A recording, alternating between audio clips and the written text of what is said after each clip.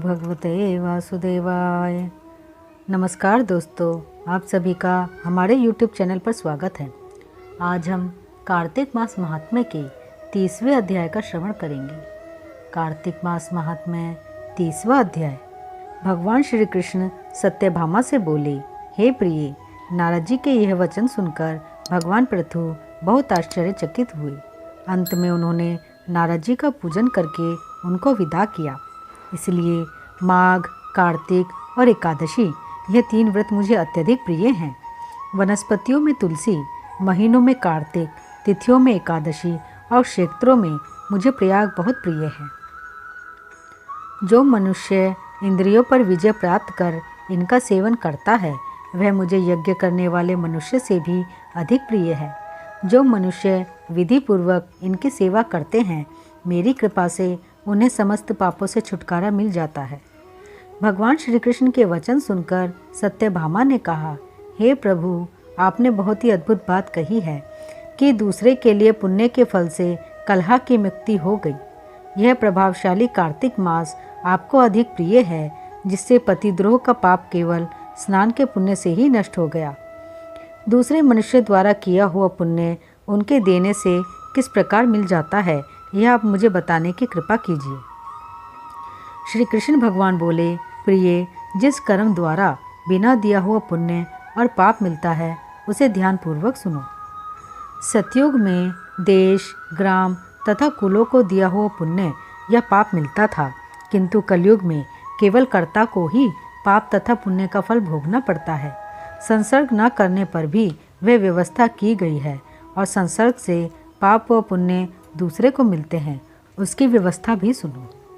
पढ़ाना, यज्ञ कराना और एक साथ भोजन करने से पाप पुण्य का आधा फल मिलता है।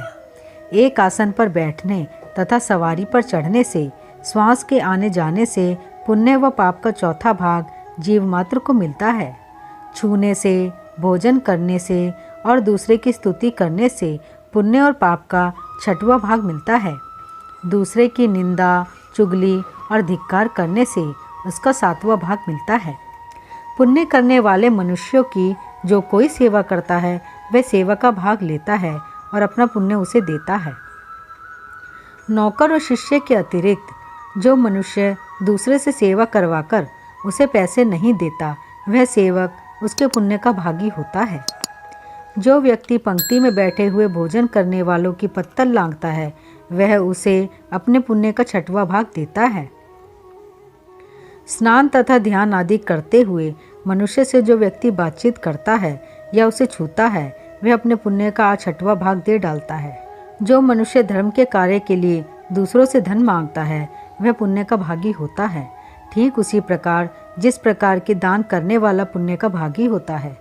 जो मनुष्य धर्म का उपदेश करता है और उसके बाद सुनने वाले से याचना करता है, वह अपने पुण्य का 6वां भाग उसे दे देता है। जो मनुष्य दूसरों का धन चुराकर उससे धर्म करता है, वह चोरी का फल भोगता है और शीघ्र ही निर्धन हो जाता है, और जिसका धन चुराता है वह पुण्य का भागी होता है।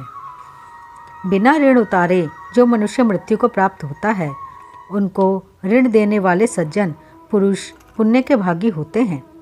शिक्षा देने वाला, सलाह देने वाला, सामग्री को जुटाने वाला तथा प्रेरणा देने वाला, यह पाप और पुण्य के 6ठे भाग को प्राप्त करते हैं। राजा प्रजा के पाप पुण्य के षष्टांग का भोगी होता है। गुरु शिष्यों का, पति पत्नी का, पिता पुत्र का, स्त्री पति के लिए पुण्य का 6ठा भाग पाती है। पति को प्रसन्न करने वाली आज्ञाकारी स्त्री पति के लिए पुण्य का आधा भाग ले लेती है। जो पुण्यात्मा पराये लोगों को दान करते हैं, वह उनके पुण्य का 6ठा भाग प्राप्त करते हैं। जीविका देने वाला मनुष्य जीविका ग्रहण करने वाले मनुष्य के पुण्य के 6ठे भाग को प्राप्त करता है।